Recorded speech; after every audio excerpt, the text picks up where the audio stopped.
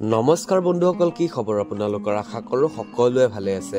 আকৌ এটা পুনৰ আপোনালোকলৈ মাছৰ ৰেচিপি লৈ কিনে মই আহি গৈছোঁ। গতিকে আপোনালোকে ভিডিঅ'টো খুব ধুনীয়াকৈ শেষলৈকে চাব বুলি মই আশা কৰিছোঁ। আজি প্ৰায় 2-3 দিনমান আগৰ কথা, বজাৰলৈ যাওঁতে এটা জাতিলাও পালোঁ। ঘৰলৈকে আনি থৈ দিলোঁ। আজি আকৌ বজাৰলৈ যাওঁতে ঠিক সেই সময়তে শ'ল মাছো এটা পালোঁ, লোকেল শ'ল মাছ।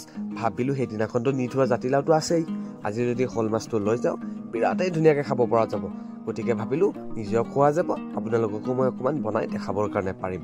গতিকে বলক আজি আমি জাতিলাও আৰু শ'ল মাছৰ এখন বিৰাট ধুনীয়া ৰেচিপি বনাওঁ। মই ভাবোঁ আপোনালোকক ৰেচিপিটো আৰু মই এটা এটাকৈ কৈ থকাৰ কোনো প্ৰয়োজন নাই, কাৰণ যিহেতু ভিডিঅ'টোত আপোনালোকে দেখিয়ে আছে মই কেনেকুৱাকৈ বনাই আছোঁ। এতিয়া মেইন কথাটো হ'ল যে এই ৰেচিপিবিলাক বনাবৰ কাৰণে একবাৰেই চিম্পুল। আমি কিছুমান মছলাদাৰ বস্তুৰে কিছুমান বস্তু খাই মুখৰ টেষ্টিটো পাওঁ হয়, কিন্তু তাতে আমাৰ একোৱে লাভ নহয়।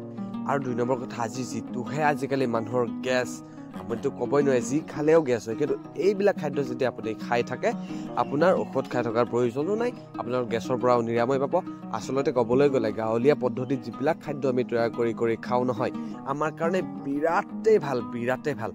আপোনালোকে নাভাবিব আপোনালোকক মই কোনো জ্ঞান দিয়া বুলি, আপোনালোকে মোতকৈ বহুত জানে। হ'লে মোৰ মনত কথাটো আহিল কাৰণে মই আপোনালোকৰ মাজত এই কথাখিনি শ্বেয়াৰ কৰিছোঁ। আপোনালোকে চাগে আজি অকণমান ভইচ কোৱালিটিটো বেয়া পাব পাৰে, কাৰণ আজি মোৰ অকণমান জ্বৰ চৰ্দিৰ নিচিনা হৈ আছে, কাৰণ নতুনকৈ ঠাণ্ডা পৰিব হৈছেতো।